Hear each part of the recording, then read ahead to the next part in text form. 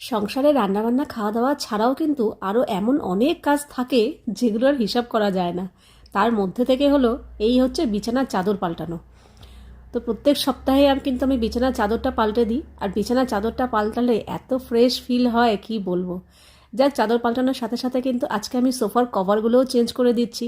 যদিও সোফার কভার কিন্তু প্রত্যেক সপ্তাহে চেঞ্জ করি না, ওই মাসে একবার চেঞ্জ করি। তো আজকে ধরেছি যখন, সমস্ত ঘরের চাদর আর এই সোফার কভারও চেঞ্জ করে ফেললাম। তো বেশ ভালো লাগছে, যদিও নতুন নয় কোনো কিছুই, কিন্তু কাঁচা পরিষ্কার। কাঁচা পরিষ্কার জিনিসের মর্মই আলাদা, তাই না? টান টান বিছানার চাদর, তার মধ্যে পরিষ্কার, মনে হচ্ছে কি গিয়ে শুয়ে পড়ি। যাই হোক, চলে এসেছি রাতের ডিনার বানাতে। তো আজকে বানাবো তরকার ডাল, কিন্তু তরকার ডালটা আজকে একটু স্পেশাল হবে। সেটা তার জন্য হচ্ছে মাটনের ঝোল দিচ্ছি, মানে খাসির মাংসের ঝোল। এই প্রথম আমি খাসির মাংসের ঝোল দিয়ে এক তরকা বানাচ্ছি। তো ভীষণ ভালো হয়েছিল খেতে, আর তার সাথে সাথে আছে গরম গরম ফোলা ফোলা রুটি।